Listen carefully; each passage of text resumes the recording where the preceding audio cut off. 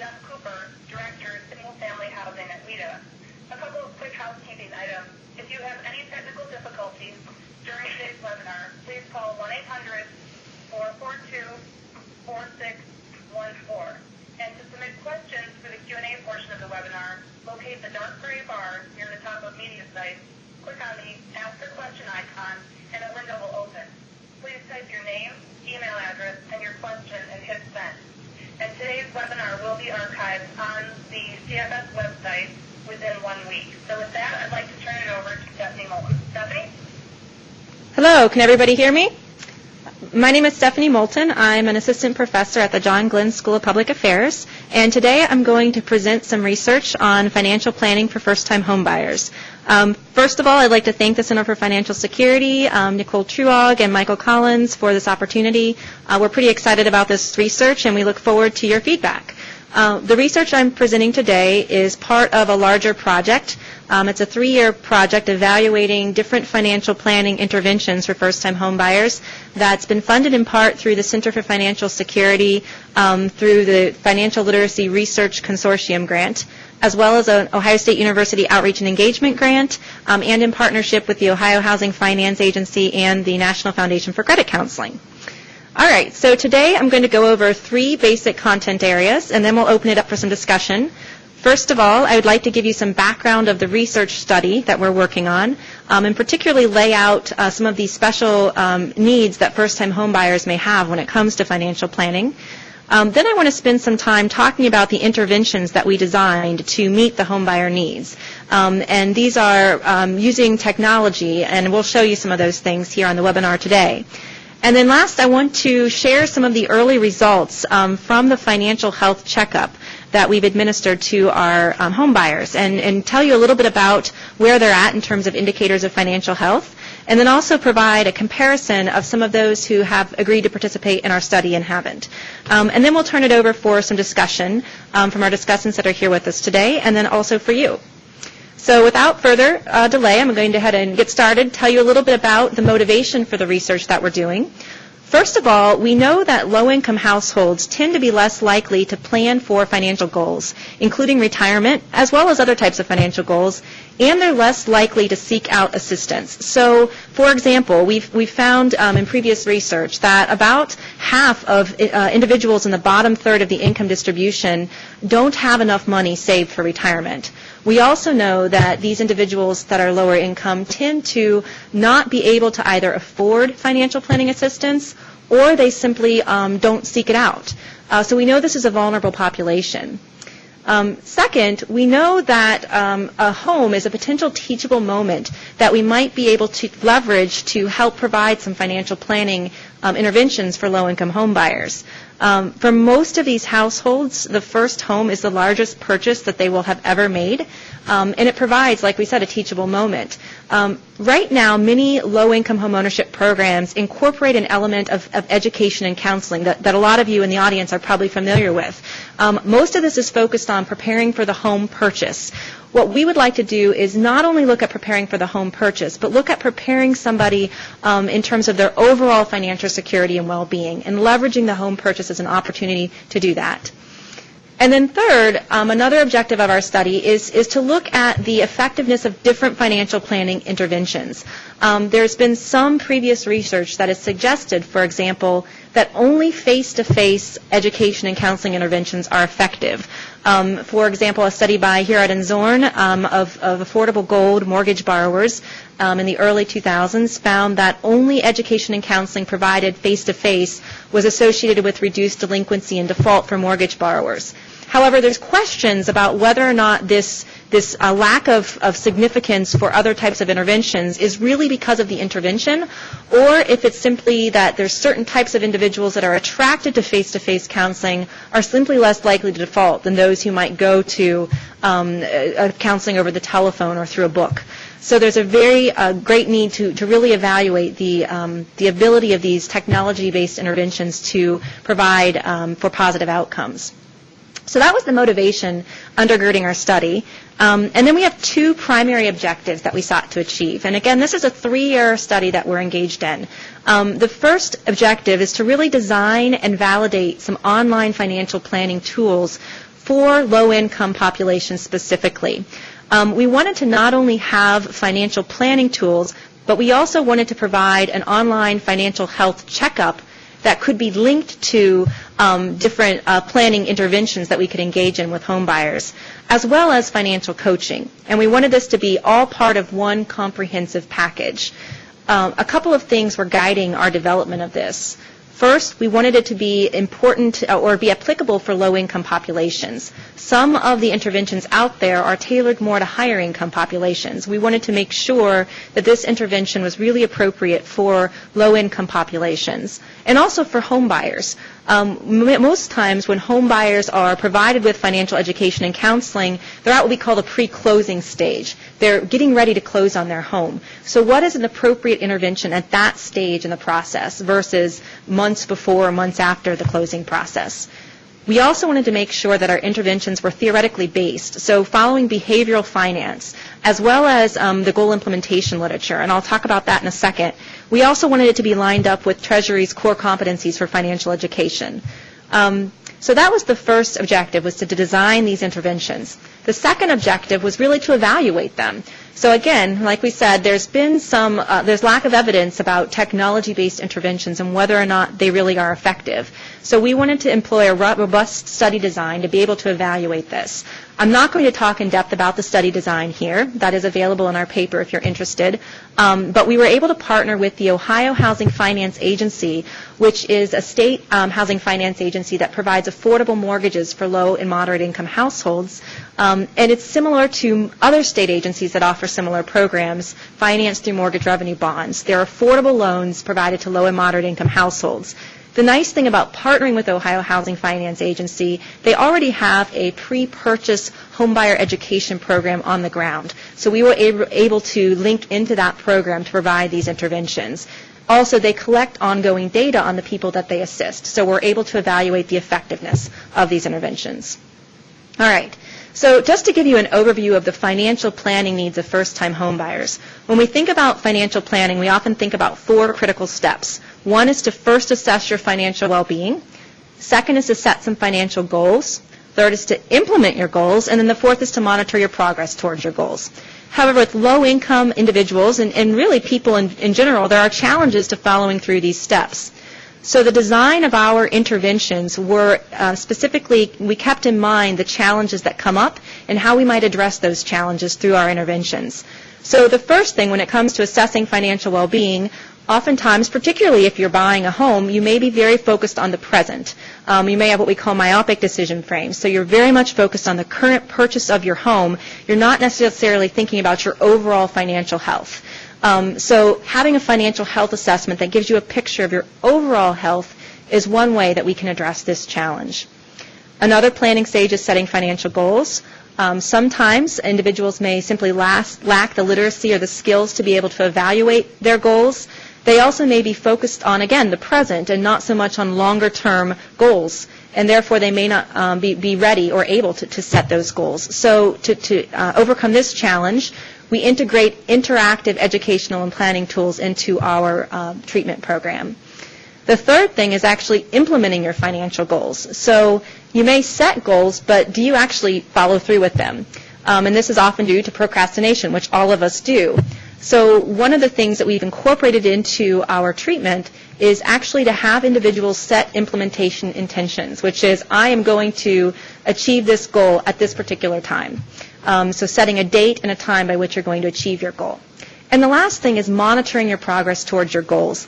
Often if we don't have somebody to hold us accountable, we're less likely to follow through with the goals that we set. So in our treatment, we've integrated in coaching so that somebody is actually contacting the individual to see how they're doing towards their goals over time. All right, so let me show you a brief overview of the tools that we've developed, and then I'll present our baseline results.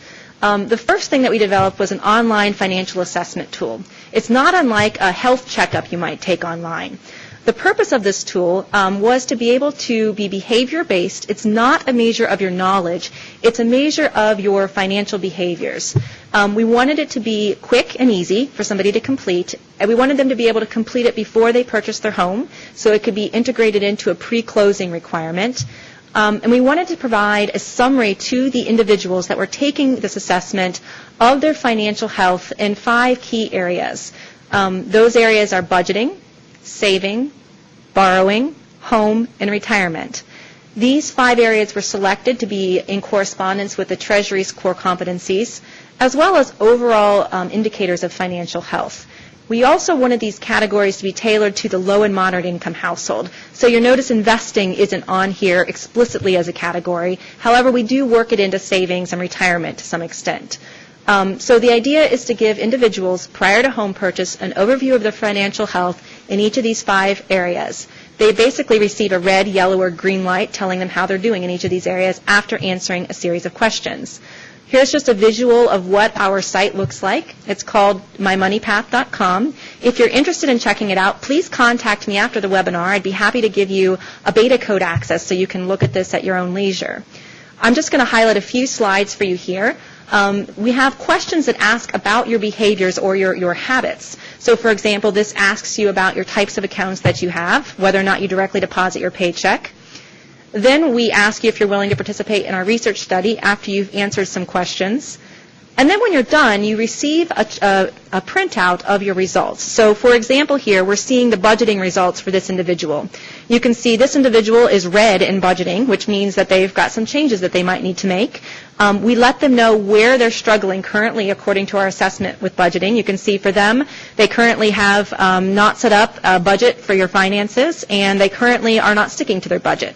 So we point out areas that cause them to have the color that we've given them for that particular category. This is the financial health assessment. The next step is to take the financial health assessment and help the individual set some actionable goals. So to do that, we develop some financial planning tools. And the financial planning tools have 3 components. The first component is a visual display of their current position. We call it See It. So how are you doing right now compared to what a good benchmark might be? The next component of the planning tool is to set it, to pick some goals that you might be able to work towards over time. And the last one is to set an individualized action plan. This is where those implementation attentions come in, actually picking a date by which you're going to achieve your goals. So, for example, here is somebody's borrowing See It screen. So what they're visualizing is how their debt compares to what we consider to be unhealthy debt and healthy debt. They have a debt ratio currently of 36%, and you can see that they're right on that borderline between high and fair debt. After this, they would be drawn through some screens where they can actually adjust the amount of debt they have, and they can see that bar go up and down. And then they can set some goals to help lower their debt. So, for example, they can pick some action steps that might help them achieve their goals. And after that, they would set some realistic time frames by which they could achieve those goals. The third component then, after they complete this online tool, which would take about an hour to go from beginning from financial health assessment through the planning modules, they then will be followed up with for a year after home purchase with telephone-based coaching. This telephone-based coaching provides an ongoing check on their progress towards their goals. It's not the same thing as counseling or education. It's really following up with them on their own individual goals that they've set to see how they're doing towards the achievement of those goals. Also, the coach is on call to the home buyer through that first year after purchase if the individual is struggling in any way with their finances and has questions. So now what I would like to do is show you some of the early results of our study so far. So many of you work with low-income home buyers that are watching today, and you're familiar with average characteristics of this population. So far, we've had about 200 individuals enroll in our program from June 2011 through August 1st, 2011. These are, again, home buyers through Ohio Housing Finance Agency's first-time home buyer program that have agreed to participate in our study. You can see that the average credit score is about 674, which is actually a pretty good credit score. Very low income, or actually low income individuals, monthly income of $3,000, about $36,000. You can go down and you can see the debt ratio is pretty tight at 39%. Usually we consider more than 41% to be too high. And you can see that their rent payments that they were paying previously are considerably lower than what their current mortgage payments are. They do have affordable loans. Again, the Housing Finance Agency loans are designed to provide at or below interest rate mortgages. So their interest rate is on average 4.9%, and they're borrowing about $100,000 to purchase their home. So how are they doing in terms of financial health? So we look at a few of our areas just to get a baseline indicator of where these households are at in their financial health. And the first questions we ask are related to budgeting. This is just a snapshot. There's many more questions than I'm able to show here today. But just to give you a snapshot of some of the questions and how they're responding. If we look at budgeting, most of them say they're doing pretty well. 94% say they're not often short of money. 91% have their paycheck directly deposited, which again is a strong behavioral signal that they're working towards accumulating some savings. Most of them have a written spending plan, and most of them say they stick to that spending plan. However, if we look at savings, we have a little bit more area for concern. While 98% of them have a checking account, only 69% have a savings account, meaning more than 30% of our first-time homebuyers lack a savings account. 86% say that they're saving any money, whether that's in checking or savings, and only 38% say they have automatic savings. If we look at the amount that they have in their accounts, in checking, the average amount is less than $2,000. In savings, the average amount is also less than $2,000. So we have home buyers that are entering home ownership. They have decent credit, but they have some significant deficiency when it comes to having enough accumulated in case there was a financial hardship during their first year of home ownership. Now we're going to move on and look at debt. We also see that these individuals are highly leveraged, which means they have pretty large outstanding balances on non-mortgage payments. So they're entering first-time home ownership. Most of them have credit card bills. About 71% have a credit card payment every month. More than half have a car payment. You can see to the right, the average balance on all of these sources of non-mortgage debt is about $20,000. So we have home buyers entering first-time home ownership, average about $2,000 in savings with about $20,000 in non-housing debt. Now we move on to retirement. Again, these individuals are on average 33 years old. Most of them are working. About half of them have begun to think about saving for retirement, and half of them have not. We think that you can leverage the first-time home purchase as not only an opportunity to talk about general financial well-being, but also about saving for longer-term goals like retirement. For example, we see that only 42% report that they have a retirement account. On top of that, only 45.8% say they understand Social Security. The way we asked this question was also, do you know where to go for information about Social Security benefits? And only 46% said that they knew where to go to find out information about their Social Security benefits. So this signals, again, that this population could benefit from these types of interventions.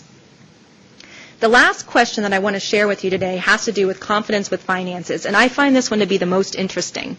So we asked our home buyers on the financial health assessment how confident they were with different aspects of their finances. And what you find, ironically, is that when we ask them about making their mortgage payment, remember, these are all individuals getting ready to purchase a home, they are most confident that they're going to be able to make their mortgage payment. 92% of them report that they are very confident with making their mortgage payment. On the other hand, 83% are very confident with day-to-day finances. However, if we look at paying off debt, we see that only 76% are very confident that they're going to be able to pay off their debt. And further, only 47% are very confident that they're able to plan for future expenses. This, again, signals the potential need for interventions like this to help them with overall financial planning. Because, as we know, first-time homebuyers encounter expenses that can derail them from their progress in making their mortgage payments. Without having a solid plan to help cover those future expenses, they could not only not be able to maintain their home, but they may not build wealth through ownership. So you can see here, again, almost 11% say they aren't confident or aren't confident at all that they're going to be able to plan for their future expenses. The last thing I want to do is talk briefly about how this group of home buyers compares with home buyers who did not agree to participate in our study.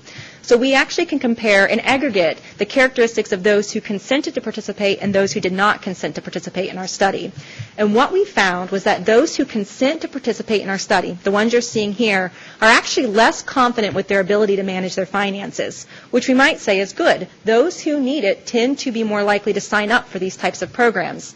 On the other hand, it may be that that group who is not agreeing to participate actually overestimates their own ability to handle their finances. While they're more confident, we find, for example, that their credit score tends to be lower and they tend to have more debt. So they may actually be in a riskier position even though they're more confident with their finances.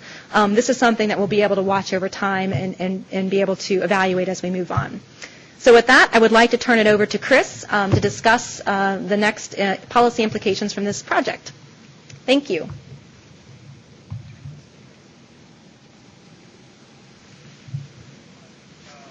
Applaud Stephanie and her colleagues for care and thoughtful comments.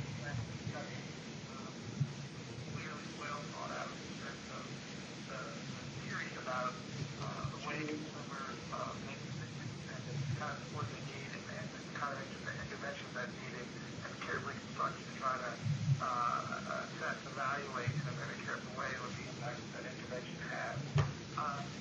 I just want to make a few brief remarks. This study is obviously still very much in its early phases and too early to comment on any findings. So a few things that struck me. One is that while the study itself is not directly focusing on the question of intervention aimed at supporting homeownership, either the process of attaining homeownership or maintaining homeownership or dealing with delinquency, I think it's clearly relevant to all of those issues. And I just want to also point out, I think, just given the fact that HUD funding for counseling, Congress cut off funding for counseling, but there's a lot of questions about whether homeownership was, we're overextended as a nation into homeownership coming out of the foreclosure crisis. I just want to say, my sense is that, in fact, that might lead one to believe that support for counseling and believe in counseling and potential efficacy is going away.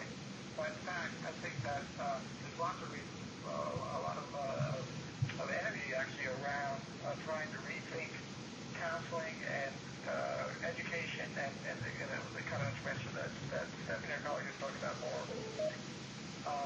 is actually, there's a lot of energy and thought going into what we ought to be doing that domain. In part, or not small part, because of the fact that the foreclosure crisis really highlighted the fact that there are a lot of risks, both the lenders and the borrowers, and that's the extent that we are going to continue to lend to lower income, lower wealth households. We do need to have more effective means of preparing, supporting homeowners. So I've seen a lot of interest by both the private sector and the public sector in trying to understand better what the intervention part of might work. And there really are four domains, four different points of intervention that are distinguishable and important. One of them has to do with long-range planning for homeownership, the decision about whether buying is an appropriate decision, and to the extent that it is, how to prepare financially, how to search for a home, how to search for a mortgage, all those things need to be addressed. There's also more interest nowadays in what we refer to as pre-closing counseling, the idea that there ought to be a check in the process, that when people have made a decision to purchase a home before they actually close on that deal, that there's some counseling that's provided to make sure that the choices they made are appropriate. And then there's post-purchase support and monitoring to ensure that people, once they have purchased a home, that they are being able to manage their finances and manage the responsibility of home ownership to not get into trouble. And then finally, if they do get into trouble, there's delinquency counseling to help resolve delinquency in a way to maintain home ownership as much as possible or to exit with damage to the individual's financial situation as possible. And what I would say is that we tend to broad brush counseling as counseling to help homeowners. Those really are very distinct points of intervention. And also, I think, even though we have had studies such as the Harada source study that's been widely cited that gives support for pre-purchase counseling having effects, there's also been recent work by the Urban Institute showing positive effects in terms of delinquency counseling. What we know very little about are the actual mechanisms by which counseling helps. And I think what we really need is a better understanding of just rather than broad brush, does this help or not, is specifically what are the best interventions that are needed to be able to support homeowners. And I think that this is an example of a type of intervention that's very carefully designed to try to think through those issues. So I certainly applaud Stephanie and her colleagues. Second point is that I think it's really important that this study is focusing on fostering behavioral change. Traditional counseling education for homeowners is largely aimed at providing clients with information. The idea being that a lack of understanding about the home buying process, the responsibility of home buying, maybe a lack of financial literacy are key factors that impede people from being successful. But in fact, I think that in many cases it's not real education that's needed as much as it is a change in habits that's required. We were involved in doing some focus groups with low-income populations that were involved with various types of service organizations, providing housing counseling, providing tax preparation services, providing IDA, individual development accounts, and the like. So all groups that had self-selected to get assistance all around financial issues. And we were exploring the question of whether or not they felt about the need for counseling education and how that might help them. And what came from that was really a sense that, for the most part, when it came to savings and financial management, people had a very good sense of what they needed to do, and the way they needed to control their finances, the fact that they needed to put money aside, and the like. And that really the obstacles were more about a motivation to pursue those goals, and then changing and monitoring their habits. And that, in many cases, counseling was viewed as a negative because of the fact that somebody coming in and telling you what to do, someone judging you. But in fact, what they needed was an internal decision to make a change in their habits, and then support along the way, which could come from a coach or could come from a peer group.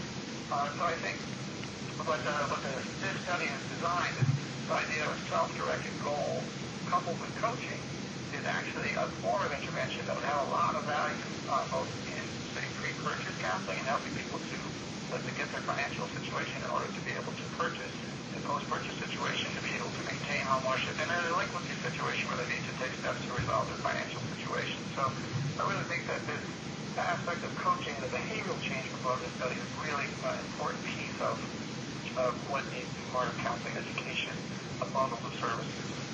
And then finally, I think that the study's innovation and the delivery method is really important as well. Counseling and education and coaching have one of the two primary obstacles, two of the fundamental obstacles to more widespread availability of these services. One is that the need to have these services widely available geographically. Oftentimes the provided kind of assistance tend to be located in inner cities. They're less available in suburban areas, less available in rural areas. And the other issue has to do with the convenience of the time of service. People's lives are busy, and trying to get to those places during the day is difficult. Weekend time is valuable. So being able to deliver services in a way that's convenient in terms of time and place to people is really critical. And the other issue, of course, is cost. The provision of face-to-face services is very expensive and prohibitive in many cases. And so trying to find ways that address both of the availability and the spatial aspect of the services as well as the cost are important.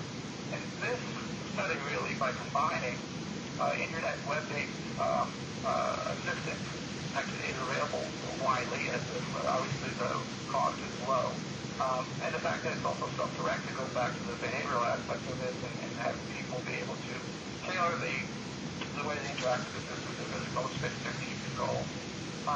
And then to combine that, however, the one-on-one assistance by telephone is able to minimize the amount of that one-on-one assistance that's needed, also to bring it, make it available in a time and place that's convenient as well. So the combination of those two methods of delivering the assistance in this case, I think, really holds a lot of promise for both in education and counseling as well, in how other types of assistance might be tailored. So I think that the findings from this study will really have wide applicability to a whole host of interventions designed to support households around financial decision-making and practices. So those are my observations. All right, great. We're going to turn it over to Jeff Cooper, the Director of Single Family Housing at WIDA. Jeff? Thank you, Nicole. I'd also like to thank the researchers for doing some fine work, and it was definitely a very good read.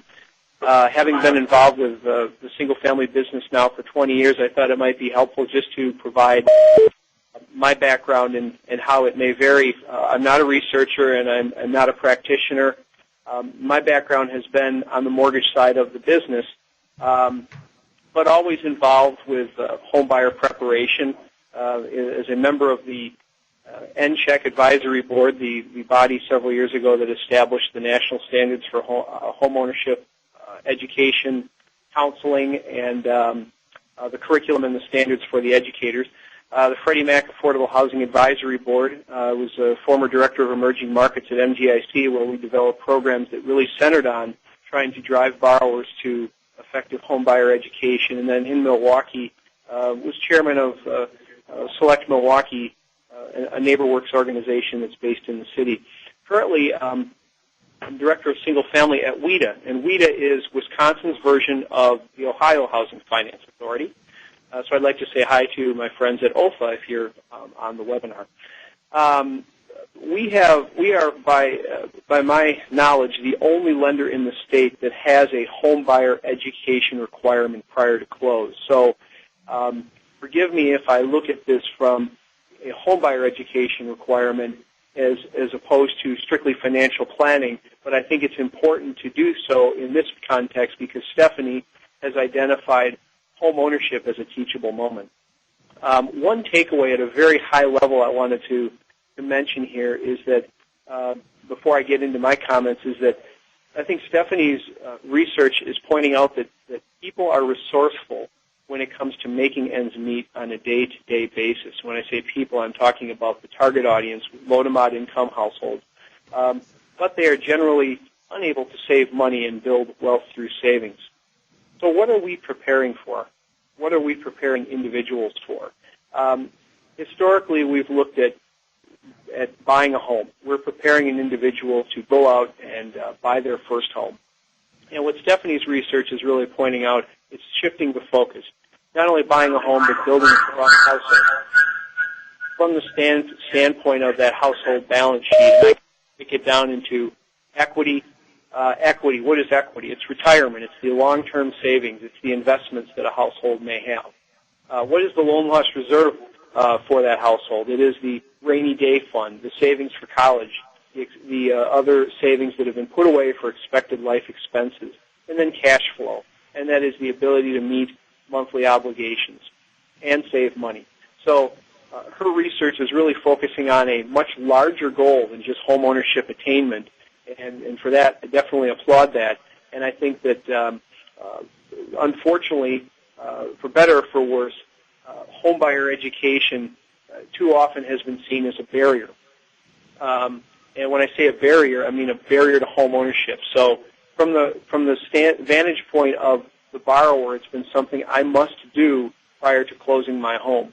Or from the standpoint of the lender, it's been something I must have that borrower do before I can close the loan. And really what we need to do is, I think, focus on homebuyer education and financial planning as a benefit. And I think it's by focusing more on financial planning and less on the short-term attainment of closing your home loan, you're starting to drive that individual to a broader perspective that this is beneficial to me. And perception, I think, is important to learning. If it's perceived as a barrier, it's gone at that way. If it's perceived as a long-term benefit to my household balance sheet, an entirely different perspective comes over. So how do we get the individual at that teachable moment to see that? And then short-term goal or a long-term success. Short-term goal, we've always said, okay, buying a home, but historically we've also focused on being able to afford that home over the long term. That's really a short-term goal in the framework of this research. The long-term goal is not only being able to afford that home over the long term, but it's being able to grow wealth, savings, plan for retirement, and improve your financial health completely for the household. So really raising the question, is home ownership a teachable moment from a financial planning standpoint? I believe it is. However, we really need to think of how we get that we maximize that teachable moment at the point of buying a home. The next slide is titled Housing Crisis Has Changed Little. And getting back to the concept of a teachable moment, today if you say financial planning to a mortgage lender or to a borrower, they're more likely than not going to say, okay, that's something that must be done in order to get a home, whether I need to complete this prior to closing or whether I need to participate in this for a year or 6 months or however long after closing. So we need to really think about how this requirement can not be seen as a barrier. What has amazed me is when the subprime index exploded back in 2007 and the housing market started its sure but steady collapse, is that the home buyer education requirements today are still seen as a barrier. I would have thought, and I'm sure many of you had this conversation back in 2007, that now is the time for everybody to understand the importance of preparing home buyers for success. And here we are 4 years later, and not only has home buyer counseling been cut from the fiscal 11 budget, but now seemingly it's been eliminated from the fiscal 2012 budget. So there's going to continue to be home buyer education capacity and coverage issues. Here in Wisconsin, there are 25 counties upstate where there's absolutely no location providing home buyer education. The other thing that is a little remarkable after 4 years after the subprime implosion and the cost crunch for counseling agencies is that home buyer education providers generally have not adapted to new technologies and social media.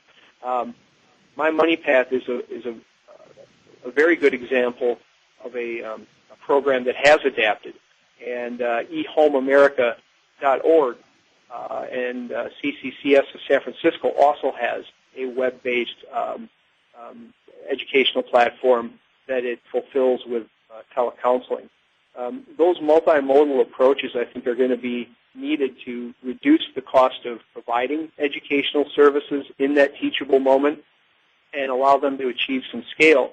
But as Chris pointed out, to really drive education to the borrower at the point where they're going to be most receptive, which may not be taking off work or an 8-hour session on a Saturday, but may be 2 hours after work at night in front of their own home computer. One of the other things that's important to note is 4 years after the crisis has ensued, there's still no proven self-sustaining cost revenue model for home buyer education. And I think we need to get there. If you have any ideas, we'd love to hear them. But it's definitely something that needs to occur. And the focus is still largely on home buyer education as opposed to financial planning. In fact, My Money Path is really the only model I've heard of that's really trying to address the broader financial health of the household and not just the attainment of home ownership. So lastly, next steps. Just a few thoughts I had after completing the reading of the paper is that I still think we need to find ways to use incentives to maximize the teachable moment and eliminate the thought process that this is a barrier and maximize the thought process that this is a benefit from the borrower's standpoint and the lender's. Now, I understand the lender, once they close the loan, they've moved on, and financial planning is something that's going to occur after closing of the loan. But as we look at home purchase as a teachable moment, the question is this going to be part and parcel of a lender program? Or is it going to be something that just is approached to the borrower or presented to the borrower after they close the loan? I still think that there are a number of valid reasons to have home buyer education be part and parcel of a lender program, followed by financial planning. So what could some immediate incentives be?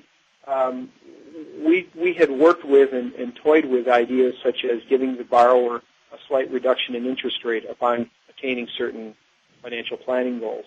When I was Mortgage Guarantee Insurance Corporation as their Director of Emerging Markets, we actually ran a pilot program where we gave the borrower reduced cost of mortgage insurance, and we paid the nonprofit a $250 fee for completion of the home buyer education. We also ran a program with a local home builder where if the borrower post-close was able to meet quarterly goals for 4 quarters of home buyer education, they would receive 1 month's PITI into their savings account. From a borrower's perspective on a long-term incentive, home ownership club benefits. In other words, if you achieve these goals, you become a member of the home ownership club, and with that, you get savings at Home Depot, you get savings at Lowe's, at Menards. You get presented offers that can enhance, your financial opportunities. So there may be an element of that.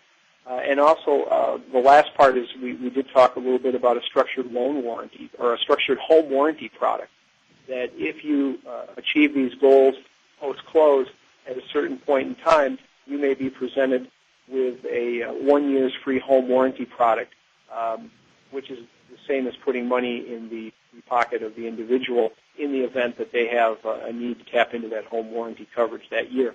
From a lender standpoint, what sorts of incentives? Well, it's a little harder in light of Dodd-Frank and in light of the lender compensation rules that have come into place to really create an incentive for lenders. However, the credit risk retention rule, which will drive down to the lender level the need to retain risk on loans that it sells forward, may create an opportunity. For example, an HFA or a wholesaler may say to its partner lenders that if your borrowers complete this, we'll reduce the amount of credit risk we might force you to retain. Or they might even say that, look, we have an early payment default provision where you'll buy this loan back if the borrower goes into default. We'll waive that if your borrower achieves this.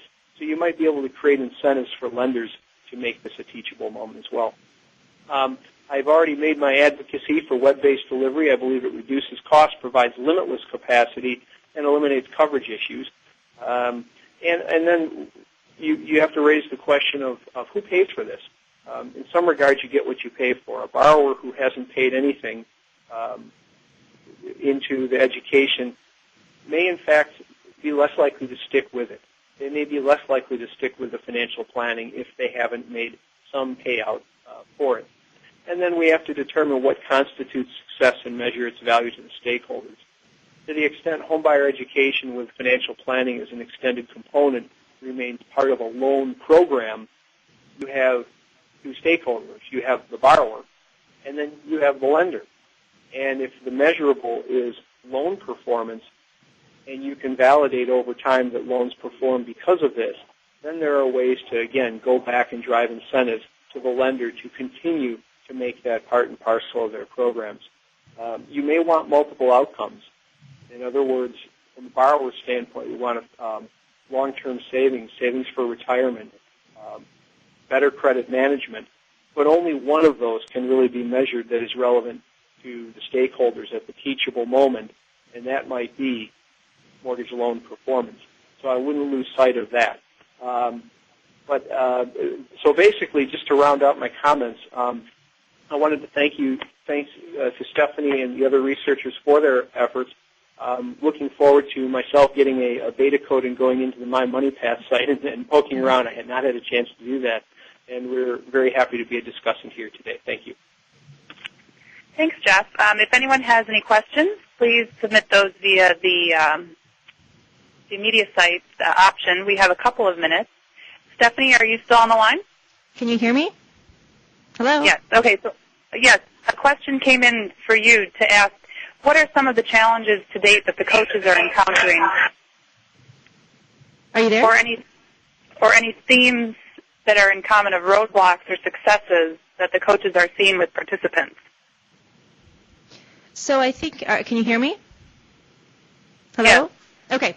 I think one of the main roadblocks is simply getting people to sign up after purchase. I think this has been a problem from the beginning of home ownership education and counseling programs. We're trying to follow up with them after purchase for a year. And I think one of the biggest challenges is really hooking them. So I think Jeff hit it right on when he said that what are the incentives that we need to have in place so that individuals do stay engaged in this. We are getting about 60% of individuals to engage prior to closing without having a requirement. But after closing, it's more challenging. So figuring out the ways to hook those borrowers. We are finding so far the borrowers that have participated in the coaching have loved it. They've responded very favorably. They said it was exactly what they were looking for, exactly what they needed. They really enjoyed it. So that's a kudos to our coaches. But again, it's getting people to make that, to follow through with the coaching. And that's something that we're still playing with, how to, we do provide a $25 Target gift card. Now we've recently added to try to incentivize them. But I think that's the challenge, is figuring out what are those incentives that need to be in place to help people follow through with that goal. Great. Thanks, Stephanie. I guess We're nearing our 2 o'clock central cutoff, so I'll just ask if Jeff, Chris, or Stephanie have any last comments that you'd like to make.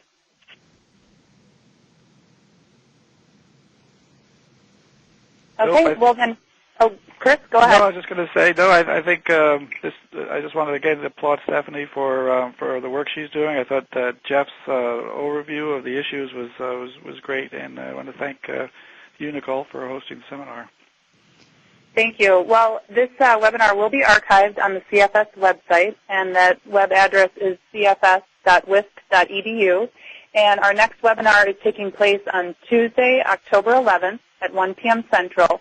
And Michael Collins, the Faculty Director of the Center for Financial Security, will present Coming Up with Cash in a Pinch, Emergency Savings and Its Alternatives. So you'll be seeing a registration email sent to you within the next couple of weeks. Thanks, and have a great day. Thank you.